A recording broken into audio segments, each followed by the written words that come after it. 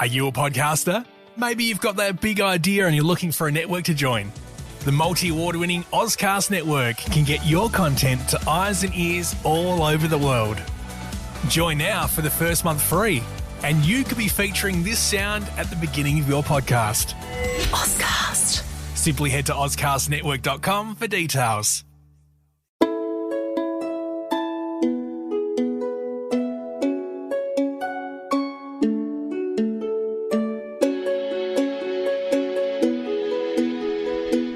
Welcome to Hong Kong Confidential.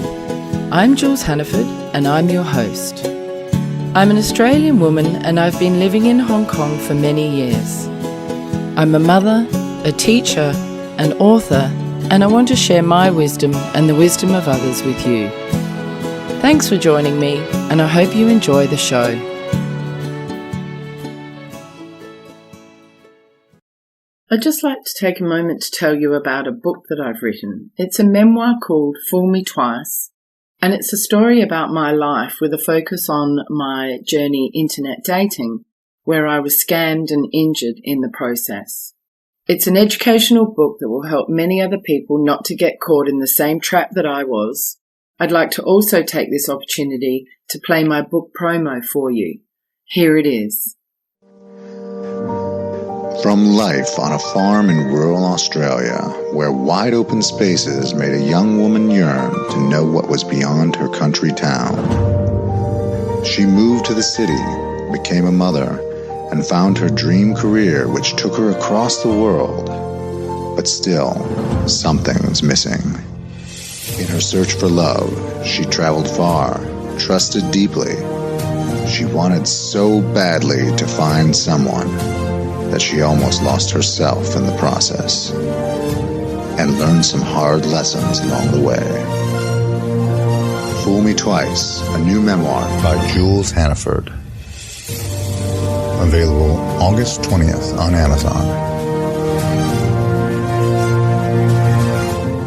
Today I'm here with Tash Jain. Hi Tash, thank you so much for joining me today. Thank you so much. I'm so excited to be here. It's great to have you here. Tash, tell me a bit about where you're from and how you found yourself in Hong Kong. Absolutely. So I was born and brought up in the UK, and about a year and a half ago, just started to get quite sort of itchy feet. You know, there was a lot of political unrest in the UK with everything going on with Brexit, and I just felt like I needed a change. So I just decided that, if I didn't do it, then I probably never would. And what's the worst that can happen? I had a foundation in the UK and I thought, why not? My husband and I, we planned to come here, applied for jobs and things like that. And luckily it all worked out. And I think that was really liberating to just have a dream and have it come true and realize that, if you really want something, it can happen. I thought that was really great. What were you doing when you were in the UK? I had studied law at university, and for a while I was working within law firms, but my kind of passion was community and sustainability. So I worked within sort of corporate responsibility teams in law firms and banks and corporate organizations and consultancies. And I just really care about the environment, really care about community, and just wanted to use the incredible resources that a lot of these large companies have to do something worthwhile. That was what I was doing in the UK, and then sort of decided to take a bit of a break due to some ongoing health issues that I had, and then found myself in Hong Kong. And since then have decided instead to kind of pursue one of my hobbies and passions, which is theatre. So working within kind of theatre and education at the moment, which has been really fantastic. Oh, how cool. So what are you doing in Hong Kong in theatre and education? So I work for a production company that puts on plays throughout the year. We work with young people throughout Hong Kong, local schools, kind of encouraging them to practice their English through storytelling and things like that. It's been an amazing way to really get to know the true side of Hong Kong and, not just the kind of expat life. So it's been really great. Awesome. So you moved completely away from law when you left the UK.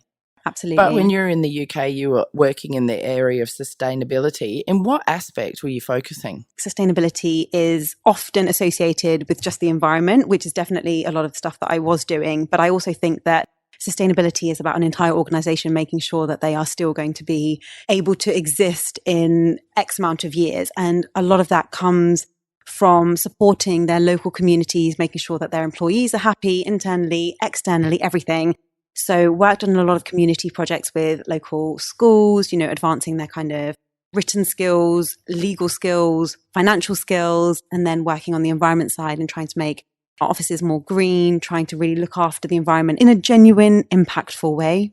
Oh, that's really cool. Good for you. And were you doing that as an individual or as a part of a group? As part of a group. Within our organizations that we were working with, we all had like a set team that was dedicated to that. So yeah, that's kind of how it worked. And you mentioned that you had health struggles. Would you tell me a little bit about that? What was that? About 3 years ago, I was diagnosed with a chronic condition called Postural Orthostatic Tachycardia syndrome, also known as POTS. And it's been a pretty tough journey. You know, I think since I graduated, actually, I've had a lot of health issues, and it's always tough because, you know, when you're young, you never really think of having health issues. You know, that's something that happens when you're much older in life. You know, you don't really stop to consider that it could happen at any given moment. And so I'd been kind of unwell since I graduated and eventually sort of found my feet and to kind of manage it. And then 3 years ago, just kind of got struck down by this condition. And unfortunately, it's not quite been the same since. Oh, I'm really sorry. Can you explain what it is? Yeah, for sure. So this condition itself, it's sort of I guess the best way to say it would be like an imbalance between your blood pressure and your heart rate. So it would mean sort of on a practical basis, if I was not taking the medication I was taking, that every time I would stand up, I would faint. And that became something that I was doing very regularly, and it became very unsafe. You know, I'd be on trains and public transport and things like that, and I was fainting all over the place. And I struggle a lot with kind of like memory loss and fatigue and, you know, a lot of like stomach issues. And I think that, you know, it's the kind of thing that if you Google, you'll think, oh, okay, well, that doesn't sound too bad. But on a kind of day-to-day basis, it's been a real struggle, if I'm honest. Oh, I can imagine it'd be really debilitating, so difficult to live your life to the fullest, wouldn't it? Because, I mean, just the fact that you're worried about fainting anywhere and how the embarrassment or whether you're going to really hurt yourself and things like that can be really tough. How did it affect you from an emotional point of view? It was really tough because with it came a lot of, you know, obviously, as you said, you know, the kind of not knowing if I was going to faint, etc. There was a lot of anxiety around that. You know, at the time when I hadn't been diagnosed and I was just very unwell, I was still trying to live my ordinary day-to-day life. And I now look back and I realize that it was my body warning me. But at the time, I was just riddled with anxiety because I didn't know why I was feeling that way or what it meant, what was going to happen. And when I eventually did get diagnosed, it meant that I had to quit my job and I was basically bedbound. So going from having a very kind of active lifestyle and social life and things like that, I was basically at home all day, every day with nothing to do. And I fell into a really sort of low point, especially because it's the kind of thing that it's not very well known. You know, doctors don't really know how to kind of address it. It's just a very much, you need to learn to deal with it. You need to learn to manage it situation rather than, oh, there's a cure for it. And, you know, my parents didn't fully understand what it meant. Family members, friends, you know, they've not heard of it.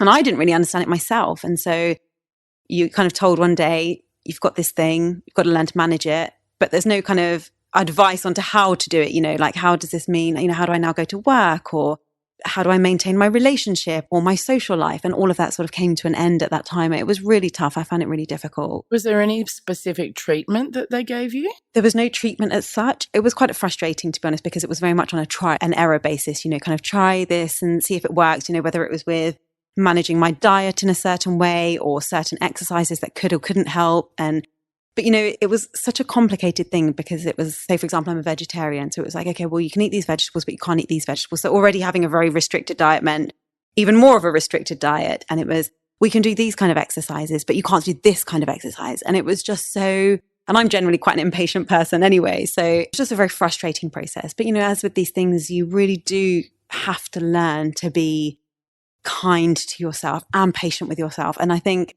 maybe that was a lesson in all of this, you know, to really kind of try and slow down. And when your body is trying to tell you something, that you've got to listen to it before it then starts screaming, you know? That's such good advice. And do you feel that you were overdoing it and that's part of the reason why you got ill? Or do you know if is it something you can catch, or is it genetic, or is it just bad luck? Or Yeah, it's not contagious or genetic as far as I know. Yeah, probably a somewhat bad luck, but I don't like to look at it like that anymore. You know, at the time, I definitely felt like, gosh, you know, why me? You know, why is it all happening to me? But I think it really, yes, I had to quit my job, and it was so awful because I felt like I was at the kind of height of my career at that time. But now, sort of having looked back and just kind of had time to reassess, I think it was probably a good thing it happened to me. It gave me an opportunity to stop and reassess my life. You know, I was going at 100 miles an hour. I was like, I need to be perfect in every aspect of my life, my relationship, my work, my social life, my family life. I need to look perfect and my body needs to be amazing. Everything. There was so much pressure I put on myself. And that was not sustainable. And it was so ironic. I was working in sustainability and I wasn't being sustainable myself. And that was the kind of, kick up the backside I think I needed to just stop and say, you know what's really important? Let's prioritize here because, we do take our health for granted. And I think we are, I'm definitely of a generation where we think we are invincible. We think we can do absolutely everything and nothing's going to stop us until one day it does, And then you have to reevaluate your priorities, don't you? So if you think about your core values then before you got ill, and then you think about your core values now, how have they changed? I think that's such a good question. And I think it's one of those things where it comes down to kind of, for me, how I define success. I think back then, for me, it was about, okay, I'd gone to a prestigious university and I was surrounded by people who were very ambitious and who were very money driven. And I got caught up in that, even though I'm probably not that person kind of fundamentally. It's very easy to get swept away with, you're getting a good salary and you're getting promoted and you make feel good about yourself. There's a real sense of purpose. And I got so swept up in that I genuinely do think I had my priorities all wrong. I was so convinced of being, I was an Asian woman in the workplace and I was going to make my mark. And that was the only thing that was important. Nothing was going to get in my way until I got in my way. And now I'm so different in terms of what I feel makes me successful now is the ability to have balance in my life, to be able to say no when I feel like I just can't do something, to be able to maintain relationships with people that I really love and care about. Those things to me, they all part of balance. But to me, that's what makes a successful person. Now, when I meet someone and they say to me, oh, I work for this really fancy law firm, I'm like, good. Do you sleep at night? Because sleep is really important. And, suddenly my mind is just totally focused on, well, are you looking after yourself? And are you eating properly? Because I now realize how vulnerable we are. And, when you do get these kind of conditions or anything, obviously I have one thing in particular, but people are dealing with all sorts of things behind closed doors. It's really tough, and I think work and this kind of chasing the money, it's not sustainable. It doesn't bring contentment. Maybe for some people it does, but in my honest opinion, I don't think it's a long-term contentment. And I feel, whilst it hasn't been an easy journey, I do feel grateful to have learnt that at this age. Yeah, I can see that that's really shifted and brought you great happiness and reevaluated who you are, your core values, what's most important to you. And you've changed tack completely almost, haven't you, in your life, which is amazing. Something that I heard you say was how you were diagnosed and sent home and not really given any tools to help change your life significantly. Do you think that there's a lack of support for people who have serious medical conditions in the world and help available for them to adjust to the different lifestyle change, which for some people can be immediate, can't it? Absolutely. I really, really do. And, I don't want to kind of be negative towards the medical community in any way, but not only from my own experience, but from being in part of support groups, for POTS and other people I know who kind of have, especially these kind of chronic conditions. It's so tough because, especially with Western medicine, we don't know why it's happening. And because there's no reason, it's just, the answer is always, you need to find a way to manage it.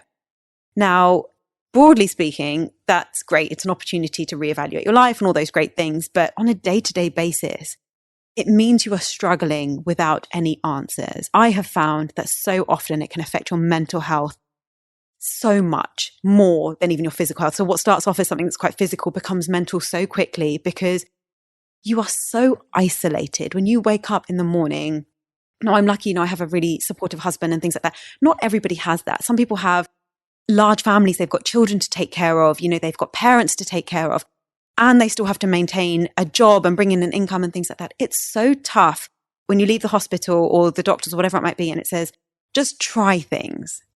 And you're like, try what? What do I try? How long do I try for? Is there any evidence of anything? And, you're reading things online and there's so much contradicting information out there. Oh, you should have apple cider vinegar. No, it will burn your stomach or whatever it might be. That's just one example of all these kind of like home remedies that you try. And then everything kind of comes down to, well, you've got to find a way to manage your stress. I understand that, but I'm so stressed right now. I can't. Like, how do you suddenly wake up one day and your life is different and just know how to manage your stress? And so you're not really given the specific tools to do that. It must be so hard. And I can imagine, I mean, when I had a baby 29 years ago, there was no internet. So we weren't able to Google what's going on and find out what we should be doing. You could get a few books and read them. But I can't imagine now having an illness or having a baby or going through all of that and having this world of information, which on the one hand could be so informative and helpful, but on the other hand, super confusing and could actually just cause you more stress. What's your opinion on the plethora of information and being able to sort through what's legitimate and what's not? You know, the first thing that I did when I left the hospital the day I was diagnosed was, of course, to Google it. You know, what is this POTS? I've never even heard of it before. What does it mean? And I'm scrolling and I'm scrolling and I'm scrolling and it's, oh, this is something that nobody really understands, but you just have to manage it. And I'm like, okay. And then you read something else and it's like, this is an awful condition. Your life will never be the same. And then another person is like, oh, well, you can absolutely recover from it. I recovered from it in 30 days, no problem.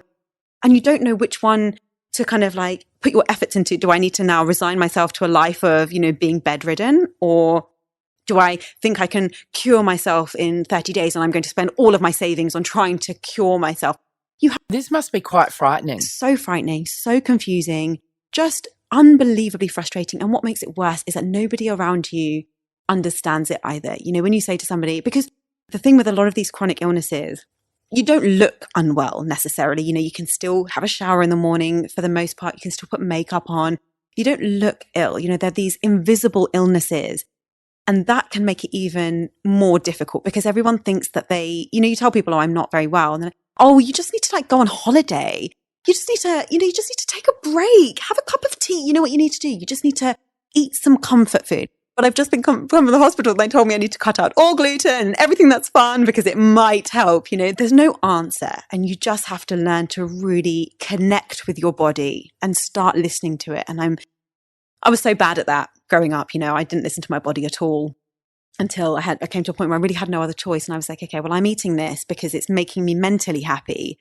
But is it really good for me? Probably not. You know, okay, I'm not doing any exercise at the moment because I just cannot not get out of bed. But maybe if I did a 10-minute walk, it might help. You know, and you've got to kind of go through that process, and it is frustrating. And I guess the biggest thing I learned to do was just be very vocal about it, because the more I was vocal, the more I realized that there are a lot of people going through something behind closed doors. Yeah, I think it's great that we're having this conversation, because I think there are many people out there struggling with different issues or illnesses, whether they be physical or mental, and you can't see on the outside. And I think there can be a sense of some people judging others and thinking they're malingering. Did you experience that? 100%, yeah. I still get a lot of comments. You know, I choose to post a certain part of my life on social media. Usually that's the highlight reel, often because nobody wants to see a boomerang of me throwing up. Like, that's just not going to get the views I want, you know? But, I don't know. People like weird stuff. But, you know, it was one of those things. And I will always get comments such as like, well, she's faking it. It can't be that bad. Like, what does that even mean? Like, it's not even a proper illness. And how do you cope with when that? When it first started happening, actually, no, that's a lie. I probably still to this day, I get very, very upset. Like, just because I know that it's not my responsibility to teach other people about what these chronic illnesses mean and the fact that people are going through something. Like, it always shocks me, basically, when I hear these things from people, because I just think, gosh, how judgmental could you be? You know, how unbelievably rude. Where is your compassion? Where is your understanding? Have you never been through anything behind closed doors and then posted a photo 3 minutes later, knowing that they have nothing to do with each other? Or, you know, you could be having a bad day at home, but you still go into the office and smile. You know, one can exist with the other. And I think that's a real problem, in that people, especially in a world where social media really has taken over and we judge so much based on these kind of like visuals that we have and these filters that we put up, you know, that, oh, well, she's smiling, and well, she's on holiday. Yeah. And well, she's just had a haircut, so she's obviously fine. But a haircut took me half an hour, and the other 23 and a half hours of the day, I was in bed, you know, but people don't make those connections. And it's definitely frustrating, but you've got to learn to block that out, you know, because you realize that this is your journey. And It's not for you to make other people understand. You can tell them you've done your bit. How they react is not something that you can control. And I'll be really honest, I'm not the best in these situations. I still get very upset by them. But, I'm learning. I'm still on a journey. I can imagine. And I think there's something really very fundamental in what you're saying is we can control our behaviors and our responses to things, but we can't control others. So worrying about what they think or getting anxious about what other people think and their judgment is just wasting your energy. And you should be putting your energy into your own well-being and getting better. I think the 4 most kind of hammering words are, what will people think? And I think as humans, we all do it. We like to think that we're very independent and we don't care what people think. Everyone cares. It's just about kind of like what level on the spectrum that you're on, and I have always been somebody who is a real people pleaser, a very sort of type A personality, always want to people please, always worried what people think, and to my own detriment, if I'm honest, because I spent so much time worrying about that I think that it's caused the stress that I'm supposed to be eliminating for my health, and I think actually social media is very interesting in that way because, as I'm sure many people do, I follow a lot of celebrities and things like that. And I find it so interesting how much negativity can come from something so basic. You can post a picture of just your face smiling and you will receive negativity on how you look or what your teeth are like or what's in the background or, oh my gosh, she's drinking coffee even though she's pregnant or whatever it might be. There is so much judgment that I've realized it's not personal. I think it comes from people's own personal insecurities. I really do believe that. And don't get me wrong, we're all insecure. I have many of my own insecurities, but it's about how we deal with them. My personal preference is to be very open about them so that once they're out in the open, they can't get to me. There's more of an opportunity to address them. Whereas when we sort of pretend that they don't exist, we're constantly feeling this anxiety about something and you never quite know what it is, but it makes you feel very negative in yourself and you feel angry when you see X doing Y and, oh, well, why have they got that and I don't have that? And, well, I feel like that. Why don't they feel like that? Whatever it might be. And, there's always that thing of you're working so hard to try and hide that or keep it suppressed that's making you anxious in itself. And if you just are more open, and it's also a way to connect with people, which is another one of those important core values. I think if we connect with people, you're going to really forge relationships and make a difference. And being open and being yourself and owning your story, which my listeners say all the time and must be getting sick of. But it's really important. And I think that's the same with owning these insecurities or our flaws or the things that trouble us. But we've got to not get obsessed by it. And that's difficult, isn't it? And I imagine if you're unwell and you've got all that time on your hands, it would be very hard not to obsess about stuff and get in your head. Would you agree? Yeah, that's definitely the case. It's so easy to spend so much time worrying about what other people are thinking and saying about you. But I think, I really agree with what you say in that there is something to be said about being open about these things, to be able to connect with other people. Not only does it make you feel better about whatever you're dealing with, it probably makes the other person feel better as well. And when you are able to connect with another human being about something that is not just kind of, your surface face value type of conversation, something that's real, it can be life-changing. I really connected with people in the last year who have understood me more in just 1 year of knowing them than I've had people who I've known for my entire life. And that really has come from the fact that we have bonded over talking about stuff like it's difficult moving to a new place and we do have health issues and what it's like to be a woman in the workplace and things like that. Because, as we get older, I definitely feel, our friendships and things like that, they tend to take a back seat over our work and family and relationships and things like that.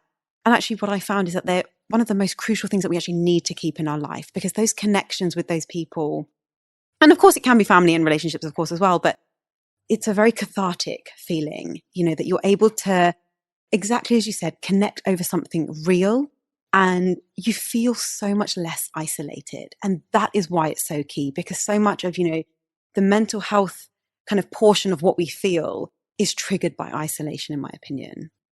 Yes, I think isolation and loneliness can be one of the biggest problems in mental health issues. And did you feel that your mental health wasn't as good as it could have been because you were unwell and you were isolated and you were facing all of this judgment and you're having to change your life and you didn't have the support network and all of that? Did you struggle? Very much so. And I'm very proud to say that I struggled, because it would be such a lie if I said that I didn't. You cannot go through such a huge change in your life and it not affect you. And I really think that, I'd be a robot if that was the case. Of course, it absolutely affected me. I did fall into a very low place, and I've actually kind of dipped in and out of these low places over the last sort of 3.5 years. There are times when I feel incredibly positive and I think about all of the things I have managed to kind of achieve and do despite being unwell. But there are times when I also think, gosh, I could have been in a very different place. And, sometimes it just naturally can't help but put that pressure on yourself. But that kind of what if I hadn't got sick, exactly. Where would I be? That kind of thing. And we all do that, don't we? We all sort of fantasize about what things would be like if such and such hadn't happened, or if we hadn't made that choice, or if we hadn't had that accident, or if we didn't get sick. And it can be a bit pointless, can't it? Because we all have to deal with the cards that we're dealt and face, like you're saying, facing up to that. And your approach to your physical health was to try different things and research and to see what worked for you to make you feel better. What about your mental health? What was your approach there to make yourself lift your mood and perhaps make you feel less anxious? I have always been somebody who I've never been judgmental about therapy. I've always been very pro. I'm like, yes, if you need it, absolutely go for it. I think I've had a lot of friends who've dealt with mental health issues from a very young age. So I've always kind of had exposure to it. But I come from a family where it's not really discussed very much, not to any fault of their own. It's just never been an issue. I mean, it probably has been an issue that needs to be addressed, but, it's not something that's kind of come up. Is that cultural, or is that just your family? Tell the listeners your cultural background. Yeah, for sure. So my parents are Indian. They're both from India, and they moved over to the UK. I was actually born in the UK, so when I was born. And I do think it's a cultural thing, not to be negative towards my parents, because I think that they've actually been on an incredible journey themselves to really try and understand this. But I do think that culturally, it's not something that people understand as well. I think especially because, a place like India, there are so many people, 1 billion people, and there are such a huge range of people. There are people who are without water, without food on a day-to-day basis, and they're still kind of muddling through, if you like. And so I think my parents come from this world where it's not that bad. You've got everything. You've got a loving family, you've got a roof over your head, you've got the best education. It's not that bad. And my argument is always like, well, yes, and there's loads to be grateful for. And I have that perspective, but that doesn't mean that I can't have bad days in my own world. It is all relative. I really do believe that. And as much as I love them and they've been on an incredible journey, and I do think that they've learned a lot, I don't always accept, I didn't accept what they said at the beginning. I just think that I did struggle. And I remember the first time I said I was going to therapy because I was having a very horrible situation at work. I think they saw that I was just not coping and we needed to try something. And it was sort of either go on this medication that, we don't know anything about and it's addictive and all these like foreign words, or go and speak to someone. And I started speaking to someone, and it was the best thing I ever did. I know that it does take time to kind of gel with a therapist, and, you don't always get the right one first off. And I do encourage people to, wait, keep trying until you find the right one, because that relationship is important. But when I found this person, they changed so much of my life. They opened my mind up in a way that nobody else could. My parents, they were set in their role as parents. My sister was my sister. My friends were my friends. And therapy gave me something completely different. And since then, I've been such a big advocate of it. And, I think that mental health is something that, we are talking about it more. We're definitely not fully there, but we are talking about it more.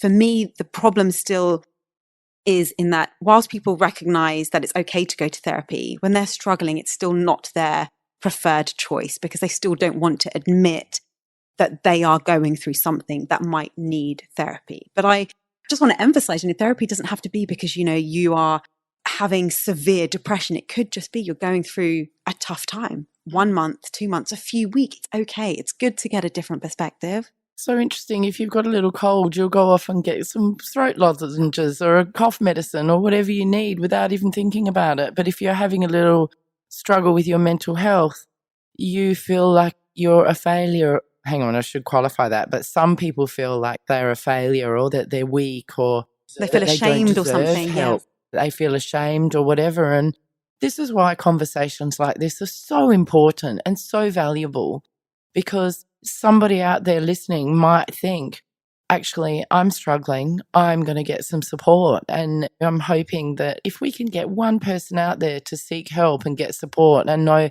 that they're not alone and that there are loads of different ways that they can get help and support. And I'll put some information in the blurb for this podcast so people can find help.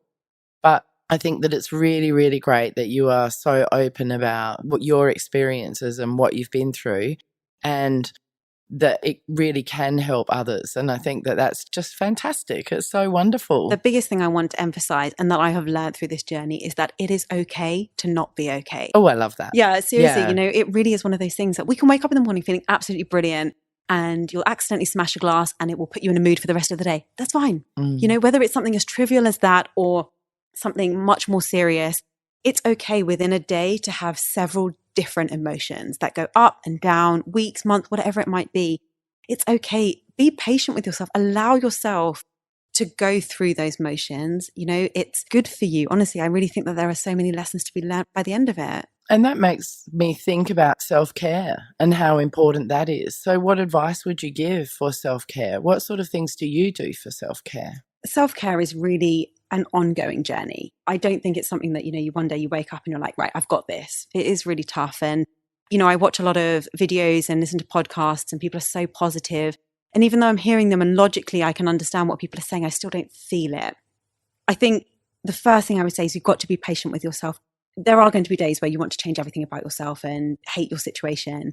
And that's okay. The real key to remember is you've got to be kind to yourself, because the relationship you have with yourself is the most important one you'll ever have. And if we treated ourselves the way we treat other people and wish, other people treated us, that would be a wonderful thing. And I think one of the things that I've definitely tried to do every day for the last year or so is say 5 things that I'm grateful for in the day. And sometimes it's real slim pickings, sometimes it's like, oh, I managed to tidy the bed. But that's okay, because it's constantly reminding me there is good in the world. Even if every day I say the same thing, oh, I'm grateful for my husband, whatever it might be, there is something that is reminding me that I need to be here and I am worthy and there is a purpose in my life and I can be funny and great and smart all at the same time as being really low. And I think all of that's just, absolutely fine. I don't know if that answered your question. I'm really sorry. No, that's brilliant. No, don't be sorry. That's amazing. And I think what you're pointing out there is how important gratitude is. Yeah.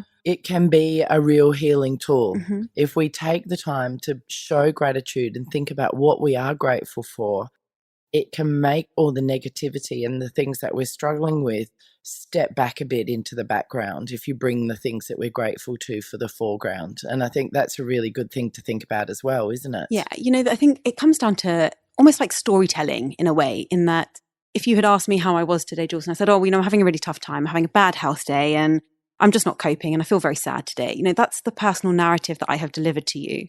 Whereas if I make my personal narrative, having a bit of a tough day, but I'm so grateful to be here having this conversation with you, so excited to be doing this podcast.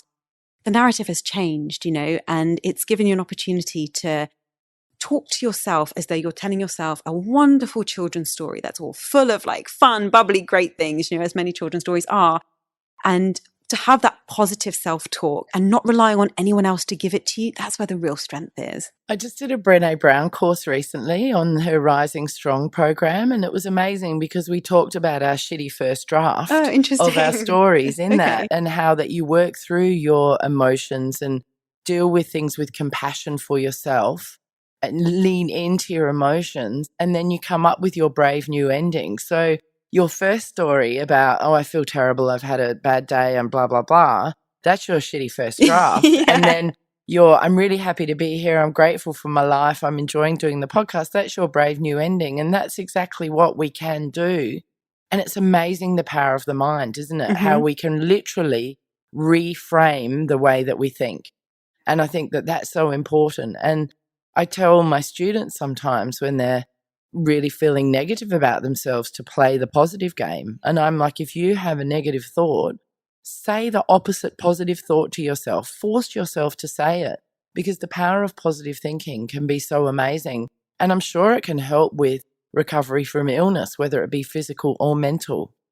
You know, one of the things I like to do is I like to think of my brain as a sort of hangout spot for lots of different personalities. You know, I've got, you know, very similar to that film Inside Out, you know, I've got like anger, I've got happiness, I've got sorrow, I've got wallowing, you know, all of these things. And I sometimes find, you know, when I'm feeling very anxious or I'm having an anxiety attack, is to almost think of myself as like the manager of this, you know, kind of hangout space. And I call someone to me, you know, they've been a bit naughty recently or they're getting a little hyper. And I'm like, just come here and let's talk sadness. Let's just talk about why you're feeling like this and what we can do to make it better. You know, maybe you could hang out with happiness for a while. And, you know, almost like thinking about it. This is like, I like, you know, because I'm such a controlling person, this is my like internal Sims going on type of thing. I love that. That's such a great idea. I'm going to use that. Yeah, absolutely. Thank you. Found That's that helps. great. Yeah, definitely in those kind of anxiety moments that has really helped. There is a bit of a stigma in society associated with mental health issues. How do you think that we can demystify that stigma and make conversations about mental health and people reaching out for support if they have mental health issues more accessible? You know, we've got to keep talking about it. I know it sounds like a cliche, but we do have to keep talking about it. And I think what I have found to be really helpful is when people that I didn't expect talk about their journeys with and struggle with mental health. You know, there are certain people who I've known from a very young age who've had it. I understand that, but I want to hear about the CEOs of companies who've struggled with this thing. I want to see people who our society generally looks up to, or, you know, they think that they are something special for a reason. I want them to talk about it because I don't believe that they got to where they got to without some sort of kind of mental challenge, you know, and we see it often now, you know, a lot of sort of celebrities are coming out and talking about their journeys that they've had with mental health. And I think that is great. And I do think that that provides a certain amount of support, but we've got to ask each other how we're doing as well, you know, because again, it shouldn't be something that's glorified of like, oh, well, you know, X has got this and, oh, that must be really serious then, because everything that people are going through is serious on some level. It's all relative, as I've said before. It's the talking about it. It's the seeing people that we admire talk about it, but also talking to each other, you know, pick up the phone and just ask, how are you? Because you never know when someone might need you. You know, I really do believe that we get so busy in our own lives that we sometimes forget to do that. And on the other hand, when your friend asks you, how are you? Answer truthfully. You know, we so easily go, oh, I'm fine. I'm fine. When in actual fact, we want to say, actually, I didn't sleep very well. I'm feeling really anxious. I'm stressed. That's probably why all my friends have stopped calling me. I've been too honest. No, but you do. You know what? Even just on that point, you realize who your real friends are. If nothing else, you know, the people who don't want to hear the negativity, as it were, that's fine. Maybe they're not for you in this part of your journey in life, you know? And I think that that's really important as well. And as a friend, listening to somebody offloading and letting you know how they feel, it's not our responsibility to fix them. It's just to listen. And I think if people remember that, then it becomes a little bit easier to ask, how are you? And hear the truth. Because some people don't want to hear it. They just want it to be, oh, fine, and we'll all move on. Some people feel a little bit uncomfortable speaking in depth about feelings or emotions or mental health or physical health issues. Mm-hmm. But the more that we do it, the more people get used to it and the more they realise that it doesn't have to be as scary as it is. Don't you agree? I really do. You know, here's what I think. I think that there is this fear of failure when it comes to sort of, oh, I don't want to talk about mental health because I'm a failure in some way because I haven't been able to deal with something in a way that I think I should have. And here's what I have to say on that. There is no such thing as failure. There is only choosing a different direction. You know, even if you fail a subject at school, it doesn't matter. Maybe you were destined to do something else with your life, and that's okay. And if we take out this idea that I'm weak and I'm a failure, I think that we can all become a lot calmer in our own minds. And we take the pressure off, and the pressure cooker stops, and we're like, okay, I can do this. That's brilliant. And it comes back to that old adage of, when one door closes, another door opens. 100%. And it does. Mm-hmm. And I've experienced that myself. Yeah, same. Where I haven't got a promotion or I haven't got the job, but then I've turned around and started a podcast and written a book. Exactly, which I would never have done if I had got that promotion because I wouldn't have had the time. Yeah. And, you know, same for me. You know, if I had carried on in my high-profile corporate job that I thought that I loved so much, even though it was making me ill, I wouldn't be here sitting in Hong Kong doing what I absolutely love with theatre and having this podcast, having started, you know, a vlog channel and all those sorts of things. I think it's definitely the case. That's really amazing. great. So tell me a bit about your vlog. What do you vlog about? Yeah, sure. So, just tell for some of our listeners who may not know what a vlog is, can you tell them what it is? For sure. It's basically a video blog. So I create sort of 3 to 4 minute videos on YouTube to talk about a whole host of issues. I don't talk about any one particular thing. I'm not trying to brand myself in any particular way. I just want to discuss things that I'm going through, because I think if I'm going through them, somebody else is probably going through them. And, as you said earlier, if there's one person who can feel supported by it, then that's kind of my job done. And, it sort of started off as, well, I'm frustrated with people making so many judgments and comments and things like this. So I'm going to put my voice out there. About your illness specifically? And not just about my illness. I think that was probably my kind of subconscious motivation, but there were a lot of things that were kind of, niggling at me. And I'm like, well, why do we think of it this way? Why can't we think of it that way? And so that kind of really inspired me to start talking. And I started receiving a lot of messages from people I haven't heard from in such a long time, and random people as well, saying, gosh, I've just come across your videos. I completely relate to it and it really helped me. And I think they're really good. And I was like, okay, I've got to keep doing this. Not because, again, like I'm not trying to become an internet sensation or anything like that, but I love to be able to make somebody feel comforted, because I know that that's what I've needed at times, so there's no real one particular theme. I do touch on mental health a lot, but, I also talk about friendships and relationships and, what we define success as, and the never-ending diet and lots of things like that. So all things that I've kind of been through and struggled with, perhaps, that I think that if we talk about, we can all become more relatable, because as I said, we live in a world of social media and these filters and all these apps that can make you look skinnier, and just want to be real. Yeah, I think that's amazing. So tell me a little bit about the never-ending diet. What does that mean for you? What is that and what does it mean? Yeah, that's an interesting one. When I moved to Hong Kong, I was kind of going through the process of kind of making new friends, and I was meeting lots of different people. And I found that the one consistent theme in every conversation with every new person I had was something about, I need to lose weight. I need to get into shape. I need to go on a diet. I shouldn't be eating this. And is exhausting. Is this all women, or are you talking women and men? Men and women. Right, both. okay, interesting. Which I'm was surprising. Surprised, yeah. But it's just a conversation that comes up, and it really got me thinking. And It's so funny you say that, because I made a comment about my body when we sat down. Exactly. I did. And it happens. And I do feel that on one hand, but on the other hand, for the listeners out there, I'm like, oh God, I need to lose some weight. Like I'm feeling a little bit overweight. But at the same time, I don't really care that much. Do you know what I mean? But I still do make those throwaway comments. It'd be nice if I did, but I'm not obsessing over it. And there are many more other things that are important. But do you think that the people you're experiencing are making it as a throwaway comment and they don't really mean it, or are they really invested in the way that they look and changing the way that they appear, or is it more about health and well-being? that is such an interesting question. I honestly can't say I know for sure when it comes to other people. What I can tell you about myself is that what I have previously tried to dress up as healthy eating and well-being has become an obsession, like really honestly. And I think that's probably why I notice these comments so much, because somebody might be saying it as a throwaway comment, but in my head, it's kind of almost oh, well, people do care about weight, so they do care what you look like. And, that kind of like the anxiety inside of me starts kind of creeping up. And, I've definitely struggled with my weight. There's no doubt about it. Again, that's been sort of another journey that I've struggled with. But, I'll be honest, I don't see it as a struggle. I think it's just part of the journey now. And it's a really tough one because we are, and especially as women, I do believe that we are exposed to so much more pressure than men are. I'm not saying that they don't feel it, but we really do have a lot of pressure. And these comments do come, even if somebody is complimenting you on having lost weight, the fact that it's always on somebody's radar, what you look like, what you weigh, what you look like, it is so exhausting. And, I haven't figured it out completely, but it always comes back down to you've got to be kinder to yourself. I've kind of come to a stage. Self-acceptance, isn't it? Absolutely. And you've got to make sure that if you do want to lose weight or you want to kind of get into shape or be healthier, it's got to come from a place of positive self-narrative. It's got to be like, well, I don't look too bad for my age. I can deal with this, but it'd be lovely if I could just become a little stronger. I would love that. So I'm going to go to the gym for that reason, rather than what I used to do, which was, you're so fat, you're so ugly, you need to lose weight, this is so awful. And it was such negative self-talk. And it was almost like, I was the manager of all these people in my hangout group in my head.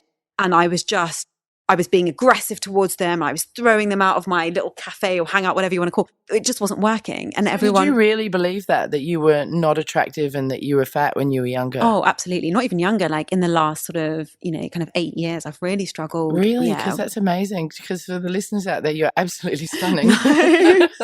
You are such a natural beauty, and it's amazing that you feel negative about yourself. And it just goes to show, I tell my kids, beauty's in the eye of the beholder for a start, and everybody's going to see beauty differently. But we've got to come to a place of self-acceptance and self-love, as you were saying. Otherwise, it can become exhausting and obsessive.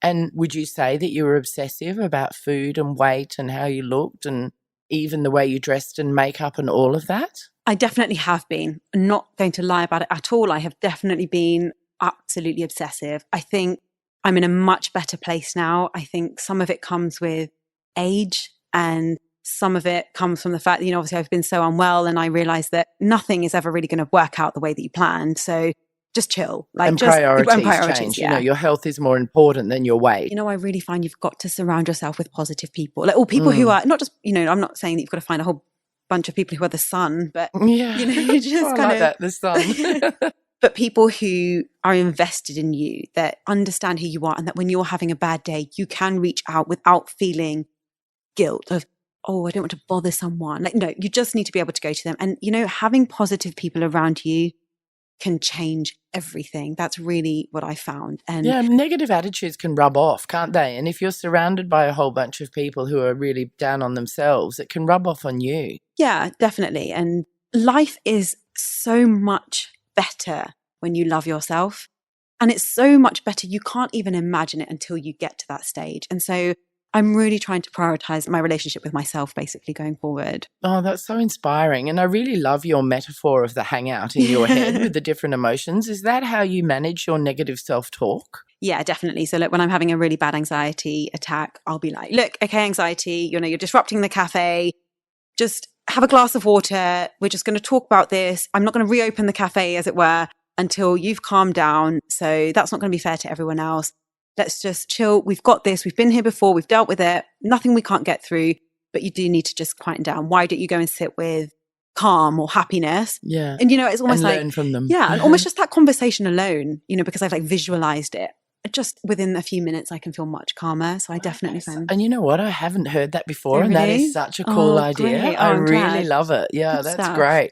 I hope some of our listeners out there latch onto that as well and use it. Me too. Give it a try, because it's such a cool idea. I'm going to use that with my students. Thank you so much. Where do you see yourself in 5 years' time? Oh, it's like an interview question at Yeah. work. I think that's a really interesting question, because I've worked in so many different places and I've always prepared for that question. And I think that that's the fundamental mistake, is that you just cannot prepare for that question. Oh, I love that too. You just can't. 5 years ago, if you'd asked me where I'd been, none of the answers I would have said back then would align with where I am now. There's no point in even worrying about it. Live in the moment. Live in the moment for today. And that's exactly what it is. Oh, that's so cool. Yeah. The kind of be present, Don't wish your life away. That's what my mum used to say. Exactly. You can worry about, I want to get this promotion, I want to be this, and I want to have children, I want to do that. Okay, fine. But what if you get the promotion and then suddenly you lose your relationship because you're working too hard, or you've had these children that you so desperately wanted, but they're a nightmare. They're a nightmare, or they have certain challenges that you couldn't have foreseen, and it makes life so much more different. There is so little. You can have dreams, and I really encourage. You can have goals absolutely. and dreams, but don't be projecting too far into the future and lose sight of what's going on today. Yeah, the things I would say in 5 years' time, I would like to be healthy. I would like to have maintained my relationship. I hope my family are well, and I hope I'll keep traveling. And if I can be in that situation, everything else is a wonderful bonus. Oh, that's beautiful. Tash, what are some of the misconceptions that you think people have about you? That's a really great question. I think people think I'm always on holiday because I love to travel, and I don't apologize for it at all. I think that I'm very lucky to be able to travel. It's something that I've always wanted to do. I think it's what a lot of people want to do. And perhaps because sometimes maybe they can't for whatever reasons, I feel like I need to apologize for it. But what people don't see is that, yes, I do have time to travel, but that also comes with the issue of, well, I'm also dealing with a chronic illness, and that's why I've got the time. So that comes with its own kind of burden and things like that. And I think the misconception comes from this idea of, well, your life is perfect.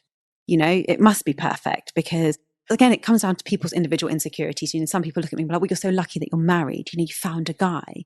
I want to be married. And I always turn the question around and say, well, why don't you just focus on finding love rather than the marriage? Because believe me, there are a lot of things that go on in a marriage that are very difficult. You're maintaining a lot of other people. You have fights every day. It's not an easy thing. This is a lifelong thing. You're going through so many something emotions. You have to work at. And maybe I would look at somebody else and perhaps envy, like, gosh, they're doing so well in their career and I don't think I'll ever be able to have that again. And it comes down to your own personal insecurities that people then kind of project on to kind of create these misconceptions. So look, I can't say what people think. I bring up the holiday thing because I get a lot of questions and comments about it. But again, you've got to be grateful for what is in your life. And that is something that I am grateful for, and if I've chosen to put that out there because that's something that I feel positive about, I don't want to have to apologize for it. And I'm not going to. No, we shouldn't have to apologize or justify anything. Exactly. Yeah, live your life to the fullest. And you've got to live your best life, right? Whatever that might look like. And be true to yourself. And if you could change one thing about your past, what would it be? Is there anything that you would change? I don't often have regrets, as it were, because I do think that there's like a sort of a lesson to be learned in every situation. I know that sounds idealistic, but I do really believe that. Not always immediately you don't learn the lesson, but, kind of many years down the line. But the one thing that I do regret is certain situations at work, because I didn't shout loud enough, I wasn't heard. And I ended up putting myself or being in very vulnerable situations, which I would never wish upon anybody. And I wish I had been more vocal about those things. So find your voice. Don't let yourself be downtrodden or mistreated. Yeah, I think you've got to back yourself. When you know something is wrong, you have to trust your gut instinct in that situation, especially in your kind of early 20s. And when you first start sort of your career and things like that, you're so consumed with the sort of authority that exists in organizations, if you're working in a large place especially. And you definitely lose a sense of self. You're trying to figure out who you are. You're kind of at the bottom of the pecking order again. You're at the bottom of the food chain and you're kind of trying to rebuild yourself. And you just take everything as, well, this is just how it is. But I encourage people at whatever age it might be, like, challenge the status quo. If something does not feel right to you, challenge it. You do not have to accept everything that's given to you on a plate. So it comes down to trusting your instincts and finding your voice. Beautiful. I love it. And finally, just to finish up, if you had a superpower, what would it be? Oh gosh, so many things spring to mind. I think I would really love the ability to sort of immediately be able to soothe anxiety, whether it was my own or other people's, because I have found it to be so incredibly crippling. And it's something that I have found the majority of people in my life have faced, whether it's the kind of macho man in my life or the kind of very powerful women in my life. Anxiety is something that seems to affect more of us every single day. And I would love the ability to soothe that immediately, because it can cloud our judgments so much. It can make us feel so bad about ourselves. And if it just didn't exist, or I could just wipe it away with like a cuddle or something like that, I would love to be able to do that. Wouldn't that be great? When I was writing my book, I got anxiety for the first time in my life. Actually, I'm looking over there. Look at that book. It says anxiety on that book. Spooky.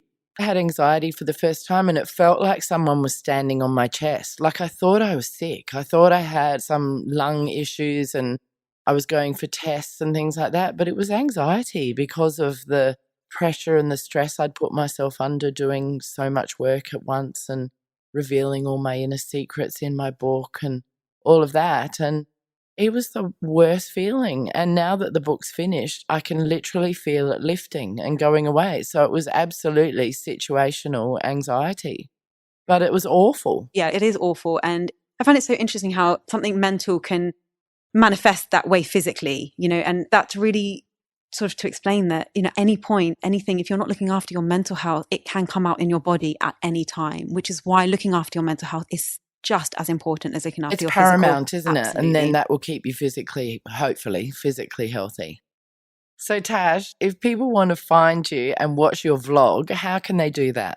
Sure. So I'm on Instagram. So my handle is at Janey Jain, which is JAINEY JAIN. And my YouTube channel is www.youtube.com/Tash Talks.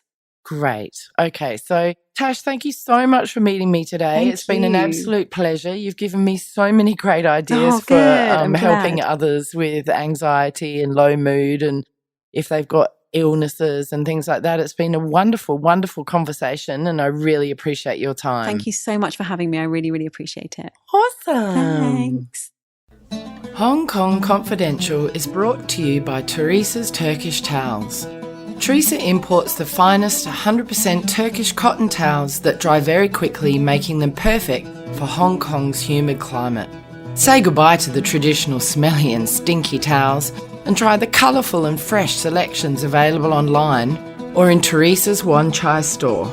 Use the promo code CONFIDENTIAL online or mention this podcast when you visit in person to receive $100 off your entire order when you order 2 or more towels.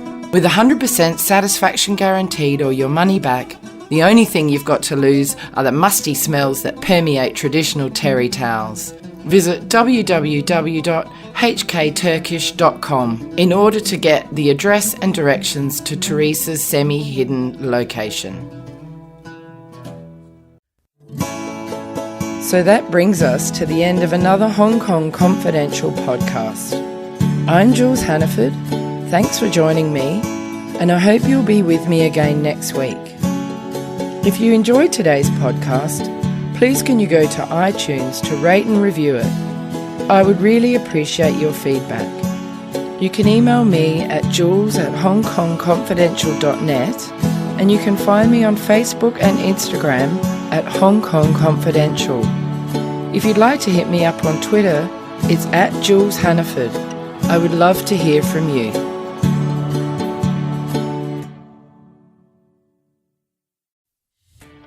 Are you a podcaster?